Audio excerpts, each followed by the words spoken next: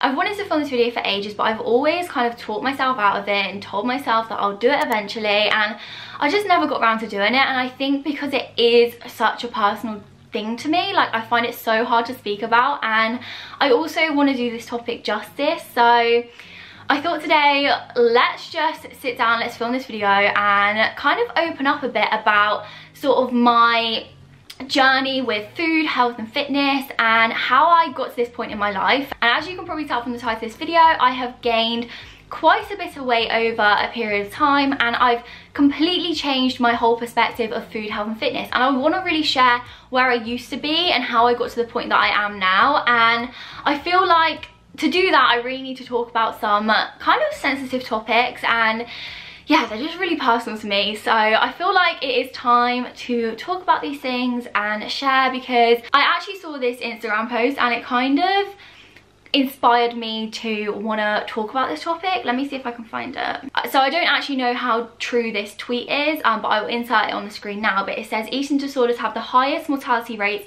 among psychiatric disorders. Of those who survive, only 50% recover, 30% improve and 20% remain chronically ill. We still do not know how to talk about eating disorders, and most don't understand them. I really hope that can change. I have had an eating disorder in the past, and I've mentioned that a couple of times in my videos, but I've never really gone into like too much depth or talked about it fully, because being honest, I don't know how to talk about it. I don't know how to be, I don't know, I feel slightly ashamed about it. I feel sad that I had to go through that. But I think if myself, someone who has struggled with an eating disorder, can't even speak about eating disorders, then yeah, we've got a problem there. So when I was 13 years old, I was diagnosed with anorexia, and it makes me so sad thinking about that, because I only realise now how young I was back then. I was only just sort of entering my teens and struggling with this mental illness. I don't know, when you're that young, you don't actually realise, like you feel quite old, don't you? And I think now when I look back, like how young and sad it is. Definitely think my sort of eating disorder started a year or so before that, before the actual official diagnosis. So I think around sort of when I first started secondary school, so what was that, like 12 years old, I really wanted to eat healthy, and I was watching so many programs and things with my mum, and just so many different things about sort of healthy eating, what you should and shouldn't eat. And I don't know, I feel like even when you go to school, like everyone's always talking about sort of food and fitness. You are always exposed to all these different messages, and it got to a point where I was consuming so many opinions of other people that it got to a point where I just didn't really know what to eat and what was healthy anymore. I remember that I kind of gradually cut down my food that I was allowed to eat, and it got so bad that the only two things that I could eat were chicken and basically salad, like salad leaves and like cucumber. Like that was my whole diet when it was kind of at its worst. And I just remember thinking that carbs were bad for you, fat was bad for you, like all these different things were bad for you. And it happened quite gradually, but also very quickly. So I cut out carbs, I cut out fats, I literally cut out every single food. Like I would never, you would never catch me eating a chocolate bar. Like that was not even part of my diet whatsoever. So yeah, I ended up cutting out literally every single food group, and that was when it was its very worst. That was all I was eating. But that kind of happened sort of, I think, over a course of a year, I would say. And there was one significant memory that I have when it was really bad, was that we went on a school trip to America. Like obviously American food is literally crazy. Like there is so much over there that you can eat. And I was really worried about going on the school trip because I just didn't think there'd be anything that I could eat. I remember taking cereal bars in my suitcase, because at that time I was still kind of having some carbohydrates and a couple of little things more than I did when I was at my worst.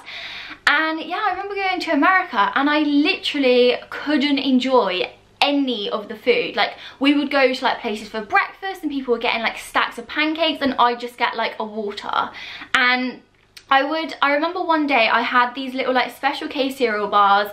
For lunch I got myself a fruit pot, and then for dinner we went to this restaurant, and I remember being absolutely starving, like so hungry. And we went to this restaurant and I ordered myself like chicken. I can't fully remember what I ordered, but they had like sharing bread like baskets on the table, and I remember eating like so much bread because I was absolutely starving. And yeah, I was eating all this bread, and the girl next to me goes, I need to stop eating bread because it's so fattening. that was the worst thing anyone could have said at that moment in time, and that was it. Didn't eat bread ever again. Like, well, not ever again, I eat it now, but like for a long period of time. And it's little things like that that I don't think people realise that really can trigger other people. So that was it, that was bread gone. And I also remember on that trip, like, people were going to like Dunkin' Donuts and all the crazy American places, and I literally didn't eat any of the food. Like, how...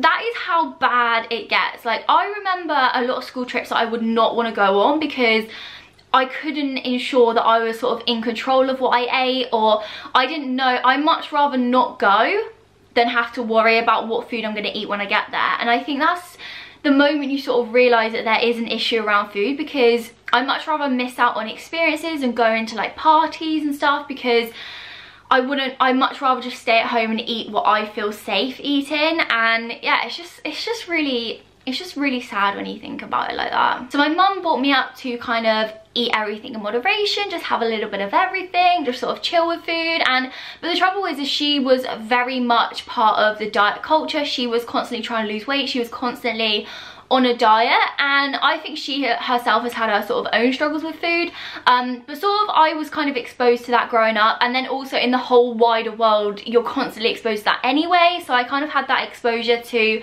calorie counting, cutting out food groups, sort of things like that. And then also I think because I did take everything very literally, if someone said don't eat fast food, that was it, that was gone out of my diet. And it's a very toxic way to live, that's for sure. So my mum went to the doctors to sort of, basically I didn't care. Like, I remember mum saying like, oh, you're getting quite skinny, like you're really not eating enough food, and I just didn't care. I thought I was doing things that were healthy for my body, like I was cutting out things that were bad for you, and I just thought I was doing kind of the right thing by my body. And my mum got very concerned very quickly, so she went to the doctors about me, and the doctor basically said if I ever wanted a job or wanted to go to university or wanted to be successful, he basically said that you do not want a mental health condition on your record, which actually blows my mind, because oh my, like,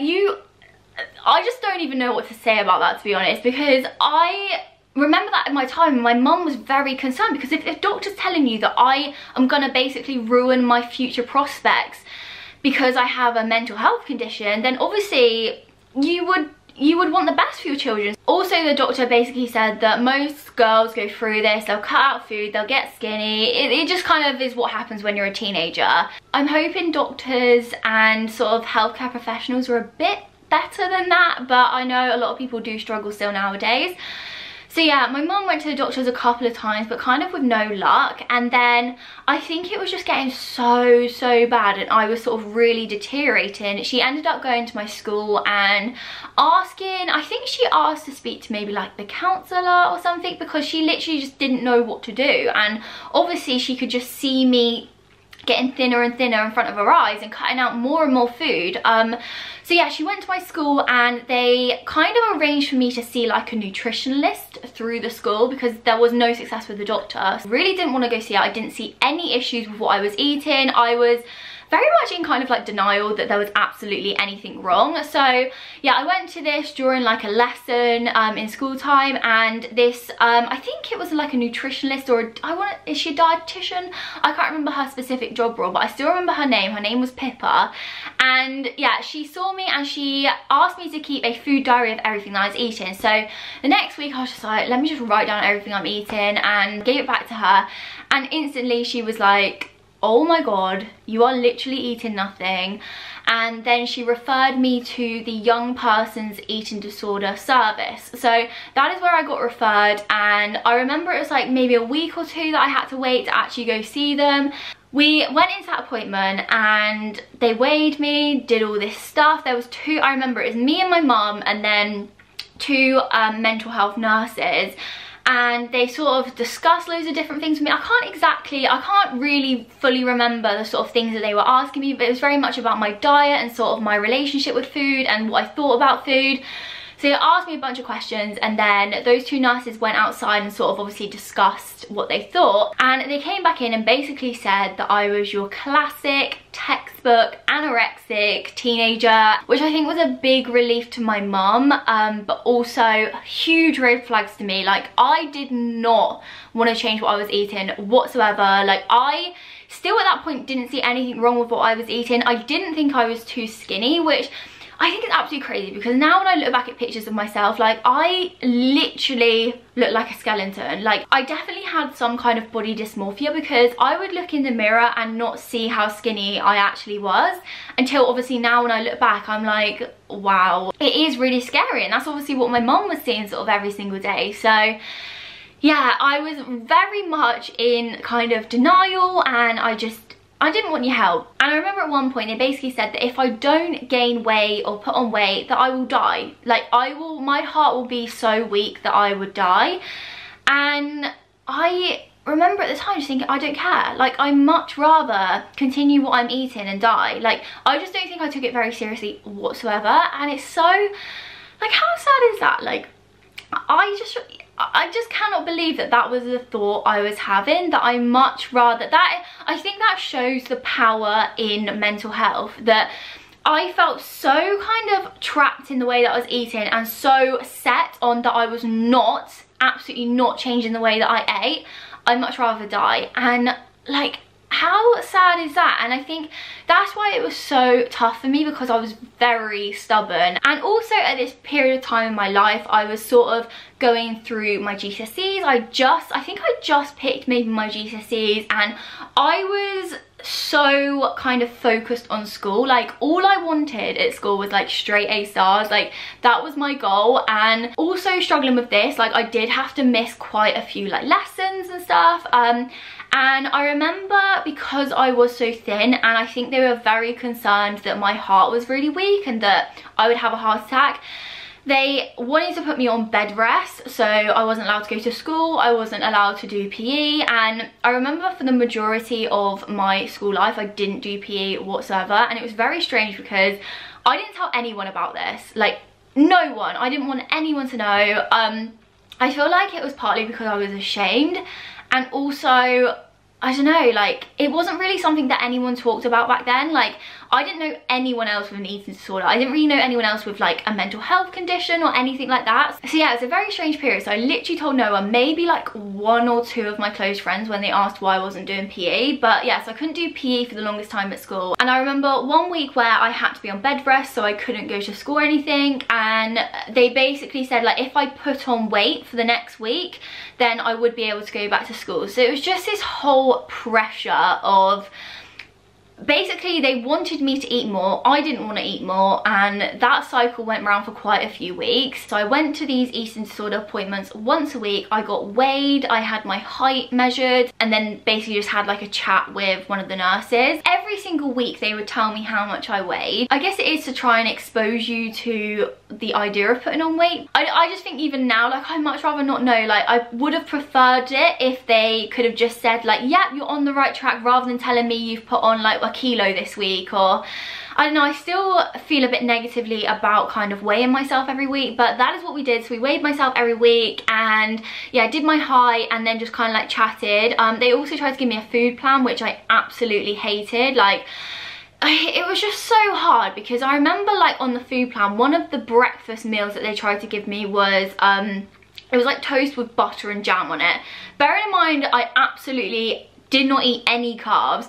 There would be no way that I would put butter on it either. And I don't know, it just seemed so alien to me. So yeah, I didn't follow the food plan. I tried to incorporate a couple of things, but just really with not much luck. And I kind of put on a tiny bit of weight, but it just really wasn't anything. Like, I remember like before these appointments, like I wouldn't go for a wee because I wanted to weigh more, sort of thing. Like, I tried to do everything instead of actually putting on weight. So yeah, it was quite a few weeks and I didn't really have much progress. And yeah, it was just a really, really tough time, especially when I was just so focused on obviously school and trying to do well in school, and then you have like friends and all this other stuff going along when you're like kind of a teenager. And then I had this big pressing thing that I could die over here, and it was just like, I just don't know how my like teenage mind actually coped with it all, to be honest. I also know of a eating disorder called orthorexia, which I'm pretty sure is when you kind of want to eat healthy. So I kind of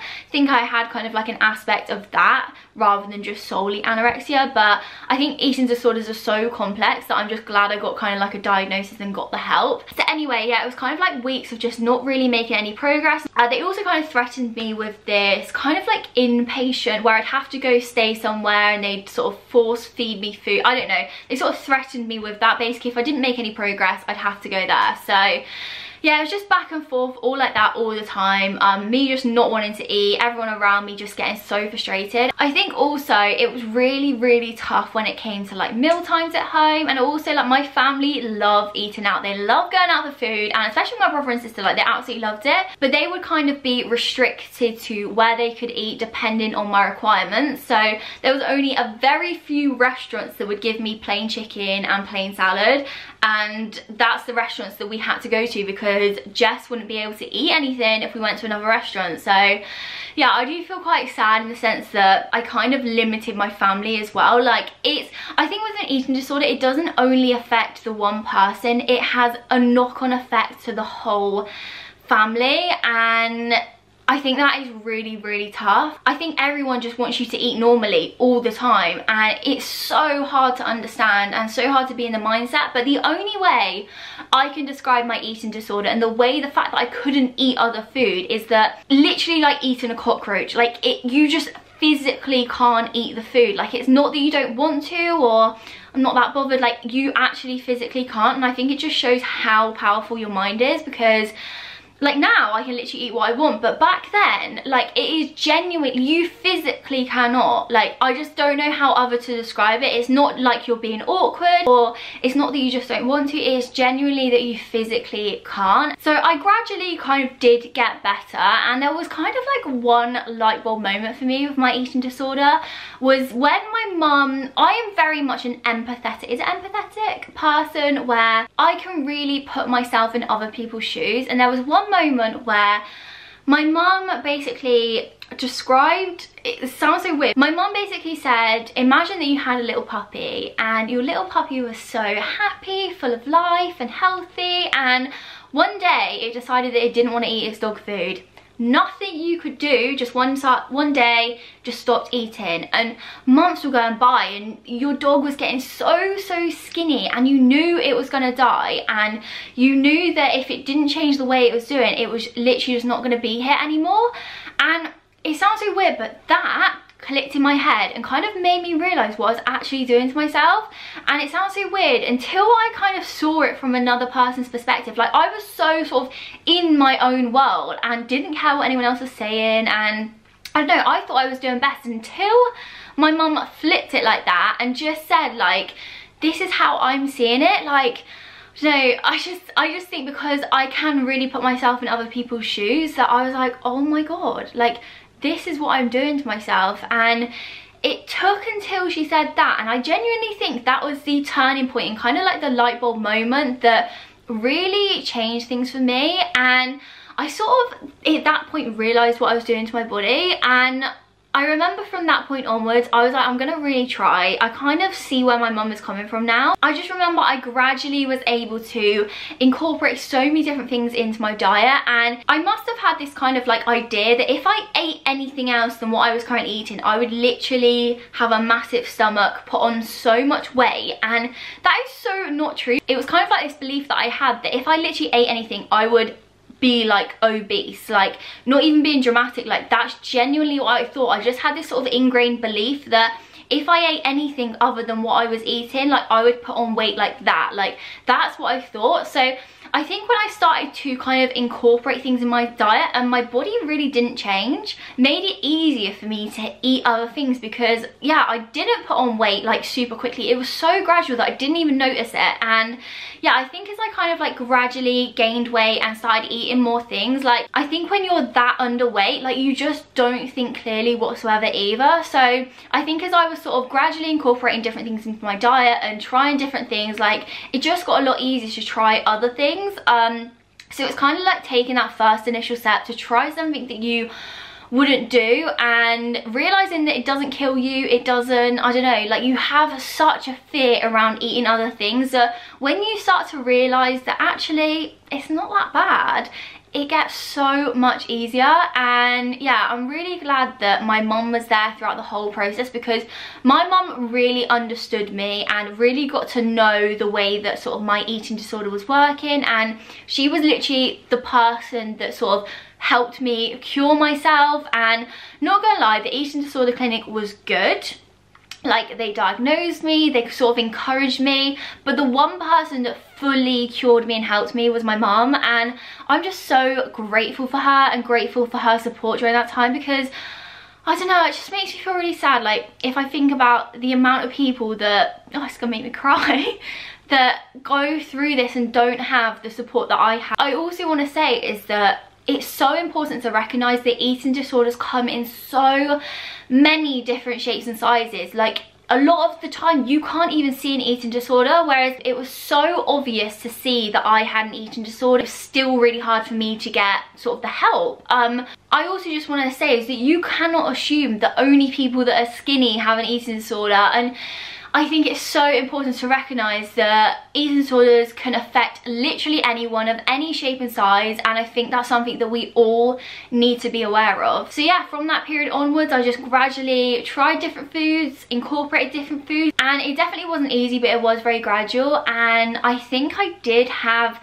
a very straightforward recovery. Like, I haven't gone back to losing tons of weight and sort of going into that mindset, and I think once my kind of mindset shifted, it was very easy for me. So I'm super grateful that it was very kind of like straightforward. It wasn't like I was sort of, once I had that kind of light bulb moment, it was sort of on the up from there. And it's only recently that I kind of realized that I still have a lot of triggers surrounding sort of food and fitness and stuff like that. So it was, I think it was like 2 weeks ago that Jasper really wants to get back into the gym, and he started sort of tracking what he was eating on MyFitnessPal, like tracking the calories, tracking the macros, and that's absolutely fine. Like, if that is something that, I think everyone's different. I think the thing to remember is that everyone does life differently, everyone eats differently, and that is so important. It's all about figuring out what works for you. And so for Jasper, he doesn't really know what's in his food. Like, he kind of just eats what he wants, and because he was getting back into the gym, he thought, what I'll do is I'll sort of track what I'm eating. He was tracking like our dinners on MyFitnessPal, and he turned around one evening, he's like, oh my gosh, I didn't realise that there was 800 calories in our dinner, and oh my gosh, I didn't realise how triggering that was, because I do not count calories. I don't even look at calories. I just prefer not to know. Like, what they say is ignorance is bliss, and 100% that applies in this situation for me. Like, and for me that really works, because I eat when I'm full, I listen to my hunger signals. When he said like, oh, the meal we're having is 800 calories, I was like, oh my gosh, that's like almost half of my daily intake in one meal, and I've had so much food today. Like, I started to think like, oh my gosh, I can't eat this full portion now. And the next day I started to think about what are the calories in my food, and instantly then I caught what I was thinking. I was like, no, stop. Like, you have to be so aware of your thoughts, because if I had started to think about what's in my food, because I genuinely couldn't tell you how many calories I eat in a day, and I don't want to know. Like, don't tell me. And that is what works for me, and I just find calorie counting so triggering. So yeah, when he was saying about calories, I just had to say to Jasper, like, please do not tell me how many calories are in things. Yeah, it was absolutely fine. He was like, yeah, no problem. Like, he's so supportive and things like that. And I just think it's important to know what triggers you and stop those kind of like thought processes as they're happening. And I think I am really good at that nowadays. And also a couple of weeks ago, I was getting really hungry like a lot of the time, and I've got to the point where I absolutely love the way my body looks. Like, I'm very kind of body confident now. Like, I don't feel like I need to sort of hide my body, and I love the way it looks, but I still have kind of like a little bit of worry and concern about putting on weight and gaining weight, and would I still like my body if it like is heavier. So I definitely still have kind of like a little bit of an issue around that, but I think it's so important to sort of honour your body's hunger signals and listen to your body, and that's what I'm trying to do more and more of every single day. And I'm also just constantly trying to sort of remind myself that it's okay to gain weight, and it's okay for your body to fluctuate, and it's okay to look different days. Like, life is a journey, like everyone always says, but it is. And life is a journey, not a destination. Your body's gonna fluctuate, you're gonna put on weight one week, you're gonna lose weight. Like, it's all about balance, and it's all about doing what makes you happy. And I think weight doesn't define you whatsoever. The way you look at food shouldn't be your entire life, and you shouldn't have to obsess over every single calorie that enters your body. And now I think back to when I was at my sort of lowest, when I was sort of obsessing over every single thing that I was putting into my body, and I can't remember what I used to eat. Like, I don't really remember like every single calorie that I put into my body. All I remember is the memories and the sort of happy times and the sad times from that time. And when you think about the experiences you make, and I kind of look back and feel a little bit of sadness that I could have been enjoying myself and making so many memories when I didn't. And I think it's so much more important to enjoy time with your loved ones and have fun and just be free. And I think that's the most important thing when it comes to life, is not the way you look, not your calories that you're eating, not what you're putting into your body. It is literally the experiences and the love you have for other people and the person you are, because at the end of the day we're all going to end up dead. Our bodies aren't going to be anything, and it's just so important to remind yourself that there is so much more to life than the way you look and what you eat. And yeah, it's important to be healthy, but not so obsessive that it's unhealthy. It's also so interesting that I weigh the most I've ever weighed now, and I am the happiest I've ever been. And I don't know, I just feel so free, and I can literally eat what I want now, and I don't have any restrictions to my diet whatsoever. Like,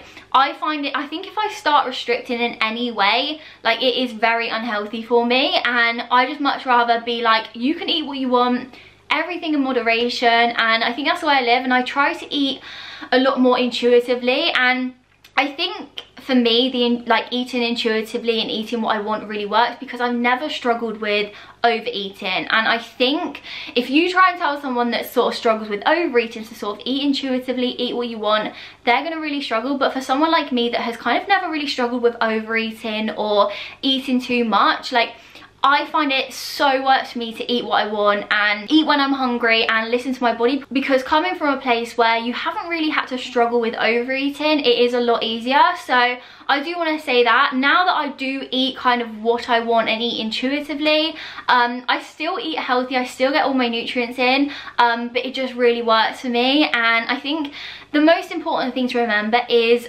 find out what works for you. There is no size fits all when it comes to your diet and what you eat, and I think it's just really important to remember that you need to do what's right for your body. And just, I encourage you to try different things and see what works for you.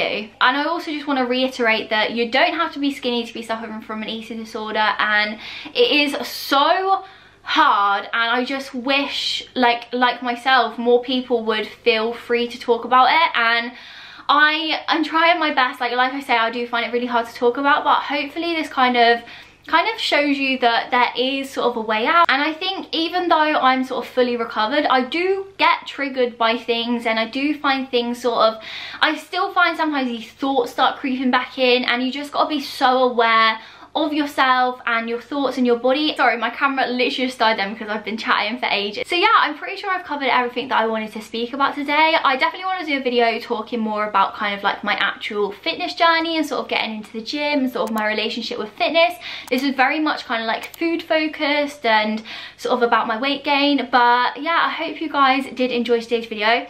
I will leave some links to some websites and resources that could help you if you are struggling with an eating disorder. Yeah, I hope you guys did enjoy today's video. Make sure you give the video a thumbs up if you did, and subscribe, all that good stuff. And I shall see you all again very, very soon for another video.